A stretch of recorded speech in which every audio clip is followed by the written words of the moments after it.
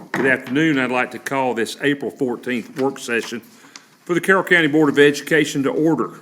And with that, I'd like to welcome our visitors and our guests. We've got some esteemed guests in the audience tonight, and we're excited to have you here. If you would now join me for the rise and let's join me for the Pledge of Allegiance. I pledge allegiance to the flag of the United States of America and to the republic for which it stands, one nation, under God, indivisible, with liberty and justice for all. Thank you. At this time, we'll start our meeting off here with student achievement this afternoon with Dr. Jessica Ainsworth. Thank you, Mr. Miller. Mr. Miller and members of the board, I talk to you guys all the time about the 3 E's in Carroll County, being enrolled, employed, and enlisted. Tonight, I want to focus on being enlisted. We have Lieutenant Colonel Cummings and 2 students, Chief Master Sergeant Matthew Brown from Central High and Airman Basic Madison Driscoll from Villa Rica High, and they will be updating the board regarding our JROTC efforts. Students? So good evening, everybody. I am Cadet Chief Master Sergeant Matthew Brown. I am a junior from Central High School and a third-year cadet in the AFJROTC. And accompanying me today is Cadet Airman Basic Madison Driscoll. She's also a junior from Villa Rica, and she is a first-year cadet. So the AFJROTC mission statement is to develop citizens of character, which is a big part of AFJROTC. What we like to do is we like to develop citizens that can better their community and not just be forced to go into the military. We will review who we are, our unit goals, our unit wellness, our accomplishments, and our cadets in action. So the Mighty 62, which is what we call ourselves, consists of all 5 high schools in the Carroll County area: Central, Villa Rica, Mount Zion, and Bowden, and Temple. Sorry. So this is our organizational chart. I know it looks a bit complicated, but all it is we are split into 3 squadrons: Alpha, which is made up of Villa Rica and Bowden; Bravo, which is made up of Temple and Mount Zion; and Charlie, which is made up of Central. So what this allows is for a full autonomy of each squadron. They can govern them themselves, and it allows for easier passing of information to senior leadership, which is what you see at the top. At the beginning of each school year, our cadet leadership team established our unit goals. We have 3 types: cadet, community, and school. Cadet impact goals focus on individual cadets' progression for fitness, academics, and participation in our program. Last year, we started our Mentor-Mentee program. This initiative is designed to create a supportive environment where new cadets like myself can have someone to lean on. I personally connected with Cadet Major Walker, my squadron commander. She supported me and helped me and gave me advice finding my place in this program. We stress the importance of positive behavior. Its impact on our Carroll County community. Our goal is to create a supportive and helpful environment for our cadets. This year, we're focusing on enhancing our AFJROTC program and positive role models. So we hold recruiting and retention efforts at all 5 high schools and many more places. We do color guards, parades, and orientations.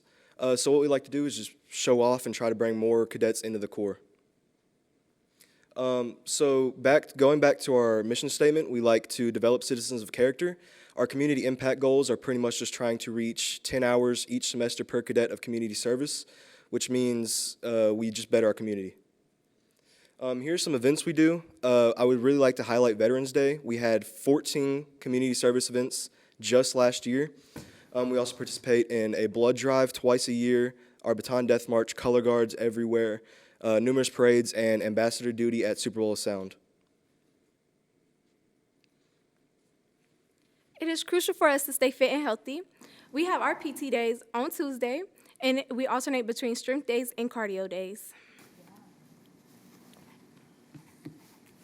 So I would like to highlight some of our cadet accomplishments, which include we earned an overall exceed standards on our unit evaluation, which is the highest attainable that our unit can reach.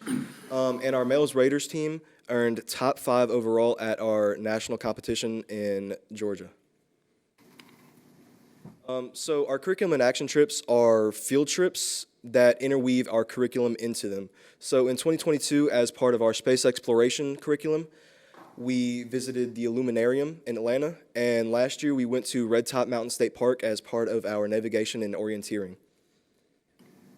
This year we visited Warner Robins Aviation Museum and Air Force Base as part of our aviation history. We went around the base, we went to the museum. It was just a great time.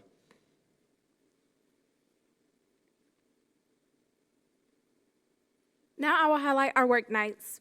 This program is helping cadets become together and encouraging extracurricular activities. These sessions are held every Monday from 4 p.m. to 6 p.m. It is a place where we like to combine ideas and bond. So here are some of our LDRs, or extracurricular activities. We split them up into two categories, STEM and activity-based. We have a lot more participation in the activity-based. However, our STEM-based typically have a lot more career fields that we can propel our cadets into. The Mighty 62 Raiders demonstrate incredible dedication to their physical fitness, grit, and teamwork, meeting their objectives. These are some pictures of our cadets. They're doing the rope bridge, the 8-foot wall, and taking a nap after their hard work. This is a picture of our Raiders at their national competition in Molina, Georgia. So next we have our elite color guard team commanded by me.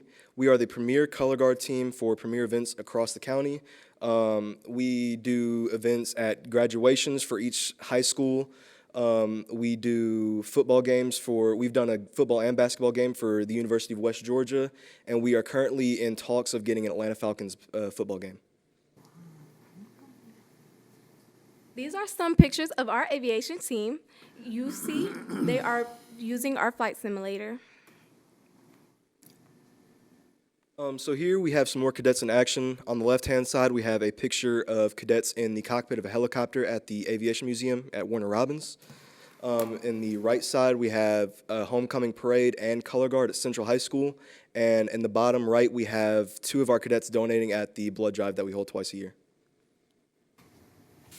Our military ball is a formal event planned by cadets. It is rooted deeply in Air Force history and customs.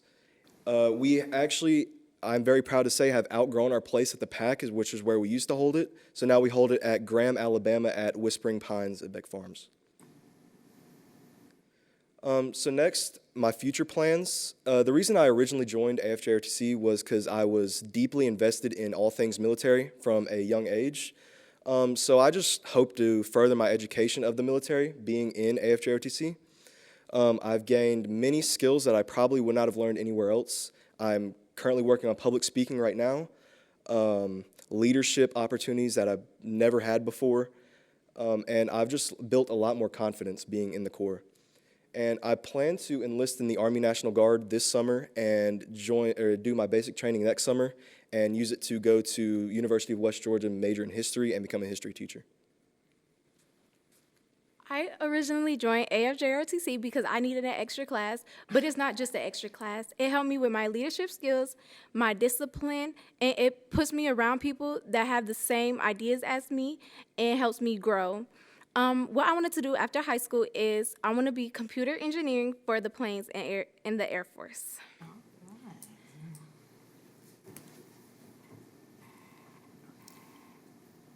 This concludes our briefing. Any questions? Any questions from the board? Any comments? I'm just amazed at how you've delivered, both of you. And thank you again for pursuing that area. Yes, And ma'am. hopefully you will inspire other people to get involved. Thank you again for your hard work. Thank you very much for having us. I want to also thank you. It's always a highlight every year when you guys come before us, and you represent the other of the mighty 62 very well. And like Dr. Brooks said, we're excited about the future. I think the discipline and the fact that we have this in the county is tremendous. I know that on Friday nights or whenever we see you guys as the color guard, it's always special. You do a great job, and to find out more about these other events is outstanding. And so we commend you for being here today. Yes, sir. Thank you. Okay. Thank you so much. Thank you. Thank you all for having us. All right, at this time, I will go to Mr. Scott Cowart for stakeholder engagement. Thank you, Mr. Chair. It's always a wonderful time to have our students share with us their experiences, and tonight was no different. I want to talk to you a little bit about the summer. It's hard to believe. We started this morning, and there were 28 days left in the school year. Let me let that just settle in just a minute. Because it actually scared me when I looked at the calendar and I realized that. But summer is right around the corner. So yes, we've got all the things that we're doing in all of our schools now to finish the school year strong. But we are gearing up for a lot of things for this summer. So just to highlight, and we'll have some more detailed information probably at the next meeting. But again, this summer, many of our schools will be offering academic enrichment opportunities this year, especially focused on our reading literacy efforts that Dr. Ainsworth has talked to you about this year. So very excited about that. Be a number of fine arts activities across the schools and at the district level. The PAC is offering some coordinated opportunities this summer through some of our schools. Our athletic programs will continue to offer opportunities for our students. But one of the ones I want to highlight, because it's always so important, is what our school nutrition program does for our community with our feeding program every summer. We will again be doing that this year and looking to expand on what we've done the last several years. The other two things that often are left out when we think about summer is the amount of training that goes on with our staff. It's so hard to train our people during the school year because they're so busy teaching or driving buses or, working in whatever capacity they have. So summer is one of those times that we try to do as much as we can. So a lot of our staff will be involved in training opportunities this summer. And then the final piece of the summer is all the preparation work that goes into preparing for the next year. At each school level, each department level, like, again, transportation, school nutrition, technology, whatever it may be, all the work that goes on to make sure we're ready for the coming school year. So a number of things will be happening. Again, we'll have some more specific details about which schools are offering what, and we'll bring that to you at our May meeting. But I'll be glad to answer any questions about the summer, Mr. Chairman. Thank you, Mr. Cowart. Do you have any questions? Okay, thank you so much. At this time, we will transfer to organizational excellence. Mr. Glenn Harding. Mr. Chair, again, happy to come to you to give a report on Central Middle School project and Mountain Zion High School project. These two projects continue to move very quickly and on pace on the timeline that we have. At Central Middle School, it's changing daily, especially from spring break. So all the roofing and the insulation has been blown in from the outside there, getting ready for the windows and doors. But also, if you ride by today, the brick's been going up for a couple of days. So as that goes up, it starts looking like a school building. So very pleased there. They also have started some of the inside projects that are on tap for Central Middle School that don't impact instruction, like the skylights maybe, and some of the lights in the media center and things like that doesn't impact instruction. So as soon as the school year is over, then they'll be able to get in there full force and start the inside part of that project. As far as Mountain Zion, also moving real good. The top classrooms, band rooms, all the roofing decks been put in. The block wall has been put up and in, and now looking down at the multi-purpose building. I think there's a picture up here. All the steel kind of going up, and actually over spring break, there's a lot more steel up and steel connecting from that building to the gym as a connector. And they're looking this week to start the rough end for the restrooms and and the AC units to go on the outside are coming in as well. That is the update on Central Middle School and Mountain Zion High School. Any questions on either one of those projects from the board? Okay, Thank you, Mr. Chair. Next thing I have on there is our field trips and our fundraisers for the upcoming month, and we ask for both of those to be put on the consent agenda for Thursday night. okay. Any issue with putting that on the consent agenda from anybody? If not, we'll plan on that. Thank you, Mr. Chair. That's my report for the night. Thank you, Mr. Harding. At this time, we'll turn it over to Ms. Deleen Wolf for the financial.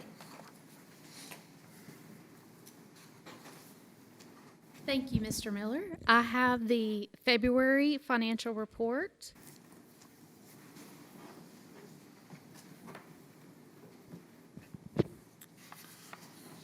The report includes each of the funds with the month-to-date and year-to-date revenues and expenditures.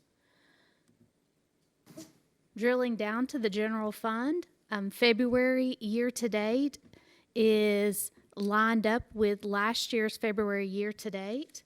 The month-to-date totals were $13.2 million for revenues, $15.5 million in expenditures. For investments, fund balance is $50.7 million with $2.5 million in encumbrances. Now, December is the month in the year with the highest fund balance, and just like we saw a decrease in fund balance from December to January, there's another decrease in fund balance from January to February.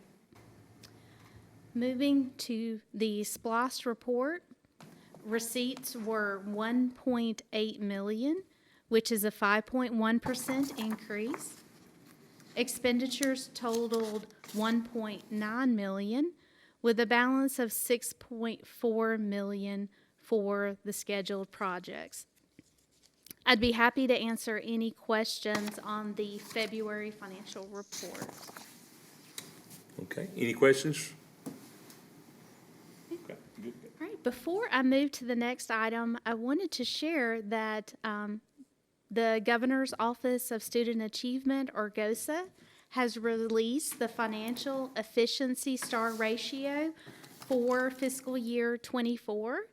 And this ratio measures the intersection between academic performance and per learner spending for each of the Georgia school districts. And I am very excited to share that Carroll County Schools has a financial efficiency star ratio of 4 stars that puts the district towards the top of Georgia school districts for this ratio. The next item I have to share is for an update on the budget, beginning first with this Mr. year's Chair, budget. Before you Yes. go to the audit, may I ask a few questions? How will the lack of federal funding impact the nutritional program as well as the instructional program, specifically special ed? Okay, so the federal program directors have been watching all of the news and they are watching any new information that comes out, both from from federal and state resources, as well as consultants for each of the federal programs. At this time, there have been no cuts communicated to the district. Okay, my next question is, what is the teacher-pupil ratio in the elementary as well as middle school grades in Carroll County? Okay, for that question, I would defer to Dr. Ainsworth and Mr. Griffiths. Okay. You were looking for The both puberty- elementary? Yes, Yeah. I'm looking for elementary as well as middle school, the ratio. So No, go ahead.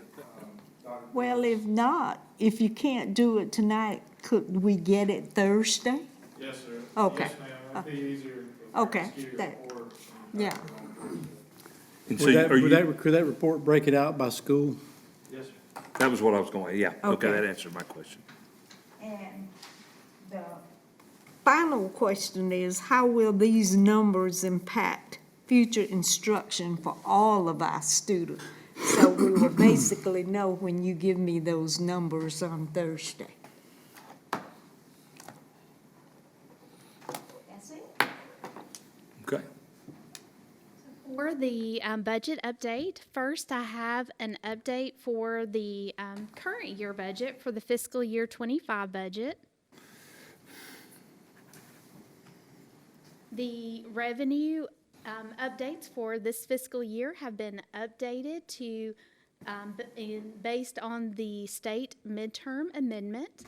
The most significant change is with the local 5 mil share being capped rather than being at the calculated amount due to the statewide cap on local 5 mil share. So this resulted in a $2.4 million increase, and the district's recommended investments in one-time facility and equipment expenditures are attached in eBoard. There is a business item on the agenda for this evening's meeting for the board to consider adopting the proposed budget amendment.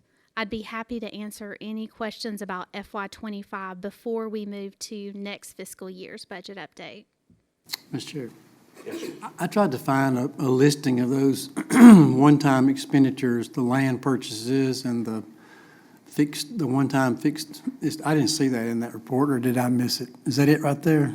It is, it's the last, it's on page 3 and Okay. page 4 of the report. I was zipping through it so fast this afternoon, I probably zipped right past it, so.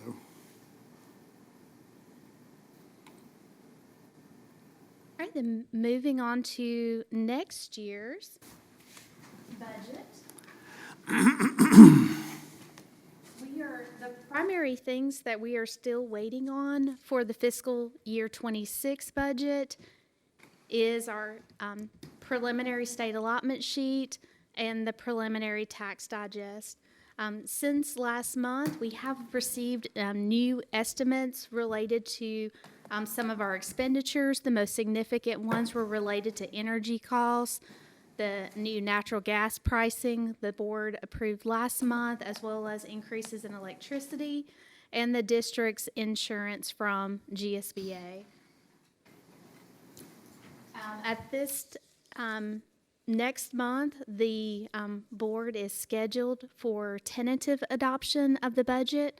We will have 2 public meetings, and then that is followed by, in June, the board to be scheduled to adopt the final budget.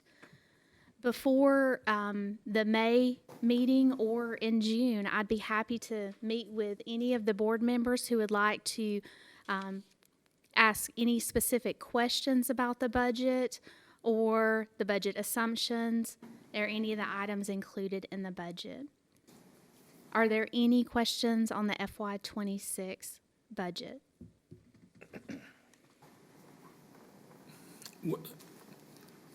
So when we see the tentative budget, when we start to look on the adoption, will we know the tax digest estimates by then? Because I think that's going, not really. Not prior to the tentative adoption.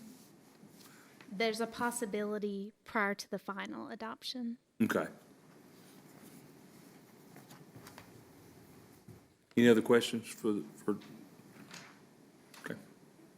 Would encourage any of the board members that are interested, if you'd like to sit down with Delene and have, deeper conversations, please, if you'll contact Micah, she'll coordinate that with Delene and set up a time for you, as individuals or if a small group wants to come in.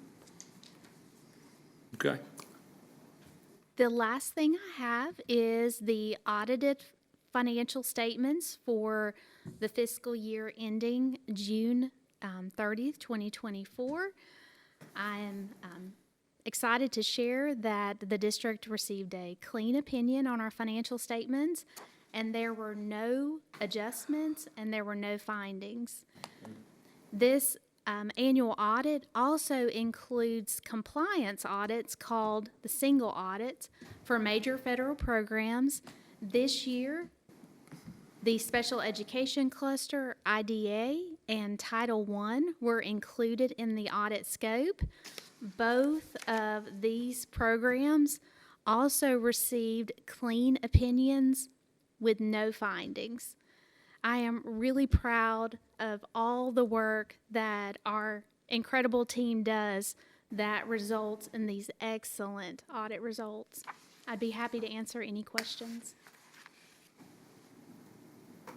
Any questions? I do want to make one comment. You know, we made a really big deal, and I thought it was awesome when we had the gentleman on the phone about the accreditation, and then I even saw we got some mention in some of the local deals, but I think this is equally impressive. And from my standpoint, I want you to pass along to your entire team our appreciation, because, listen, this didn't just, you didn't snap your fingers and make this happen. It happens every year. And so I'm very humbled and thankful for what you do. Thank you. And I will pass that along. Okay. Anything else? Concludes my presentation. Thank you so much. Okay, at this time, we'll pass it along to Mr. Jerry Griffiths for continuous improvement. Thank you, Mr. Miller. Thank you, Board. Currently, we have about 40 openings in Carroll County. Our principals have worked very diligently to fill those openings quickly. You'll approve most of those new hires this week. We'll have a few residual openings. It gets harder and harder to fill some of the special ed openings we have, but we hope to have that completed by May. Also, currently, the transfer portal for teachers is open in Carroll County, but it rapidly closes tomorrow. And so the principals, their last jockeying efforts to get teachers to move around or whatever are done tomorrow. So there are some transfers you'll see on the agenda tonight that have occurred. But the great thing is we've got good teachers in Carroll County, and they want to stay in Carroll County. They may just want a new venue for a short period of time and look for other opportunities, perhaps closer to the house or where their kids are in school. So it's a great opportunity for our employees and as well as our schools to keep those great employees in Carroll County. That concludes my report, Mr. Miller. So you said we got 40 before tonight, or after we approve this, we'll have 40 openings after tonight, or? There should be like 10 after this week. Okay. So that was prior to tonight? Yes, sir. Good. There's 23 on tonight's list of new teacher openings, 22 or 23. Wonderful. Any questions for Mr. Griffiths? I have one. Mr. Griffith, did any of those young people who applied as a para-pro and became certified remained here and in positions? Yes, ma'am. As far as I know, they're all here. I haven't seen a name as a resignation. They, all but one will graduate in December. Thank you. Okay. Anything else? Thank you, Mr. Griffiths. At this time, we'll look for public input, but I don't see any public, so we will pass on through, and we'll talk about our business items at this point. All right, Mr. Chair, we have two business items tonight. The first one is a step that we must take or you must take as a board to validate the results of the SPLOST election from March the 18th. The draft resolution was attached, and we would like to ask your approval. This is needed so that it can be validated, the paperwork can get in, and then we can start the process of looking to do what we need to do in the future with this SPLOST approval. Okay. So, do we need to take action on that now, Yes, sir. Mr. Coward? Yes, sir. And so if with us taking action, I'd like to ask if there's any questions first off. And if not, then I'd like to ask for a motion on this business item.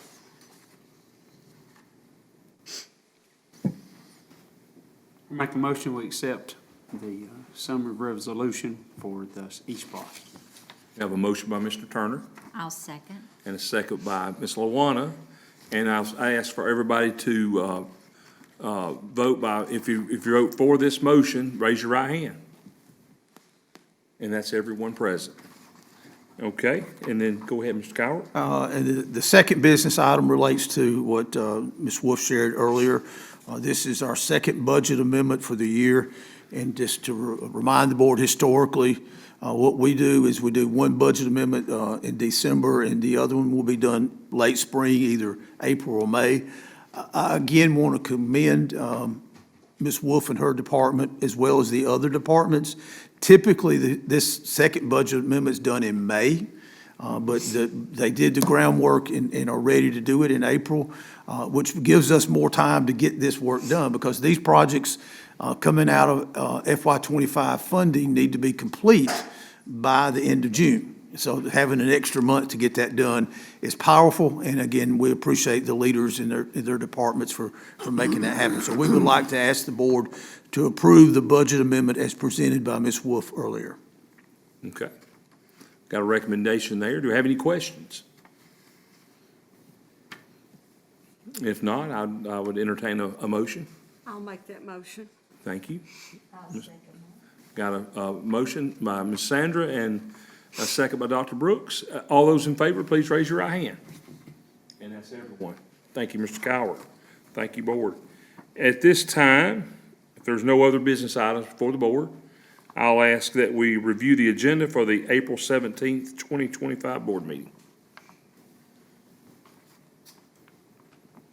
Ms. Maynard, any additions or changes? Okay, so everything's fine on that? We don't want to take action? No.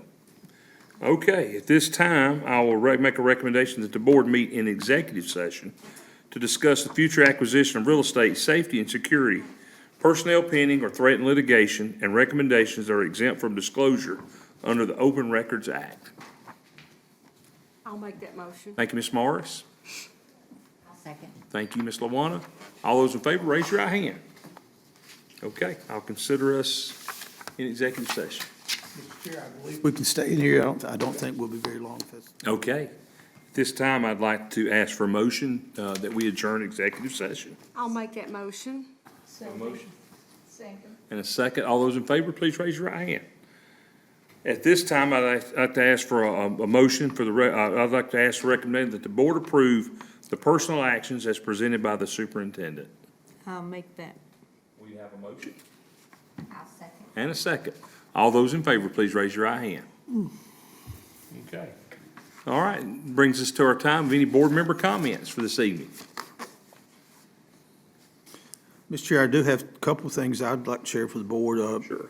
Ms. Maynard sent a text out earlier today that Thursday, we'd love to get a group picture, since we weren't able to get one the other day at the last meeting. So we'll be in the lobby of the PAC at 6:15. So we'll be in the Performing Arts Center this time. So that's one thing. And the second thing is, Ms. Maynard also reminded me that each of you need to be making sure you've scheduled your classes for your board training. You got to have 9 hours that need to be completed by the end of June. You know, you got the hours earlier from our board advance, and then with our upcoming next advance, you'll get some more hours, but it's still going to take either online, or some of you going to Savannah, and you can get some hours there. So if you've got questions about your hours and what you need to get, please get with Ms. Maynard. She'll help you figure that out. Ms. Maynard, help me out too. Did we synchronize on a date for the next advance for the board? For the June work session. Okay, so in polling you, you gave feedback to Ms. Maynard that before our June work session, which if you'll give me that date, Ms. Maynard, what we would do is we'd come in about 3 hours early and just have an advance. And got some really good stuff that we want to share with you out of Dr. Ainsworth's department and some other things too. And then anything that, What's that? June 16th. What time? Let's see, that would be, let's We say, said 1 o'clock, didn't we, or no? about 1, we'll come in about 1 o'clock, give you a late lunch and get started.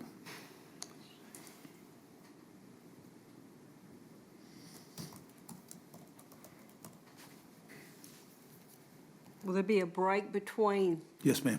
We'll stop and give you a break. Mr. Chair, that's all I have. Okay. If there's nothing else we brought before the board, I would entertain a motion to adjourn. I'll make that motion. Have a motion? Second. All those in favor, please raise your right hand. I'll consider us adjourned. Thank you, everybody.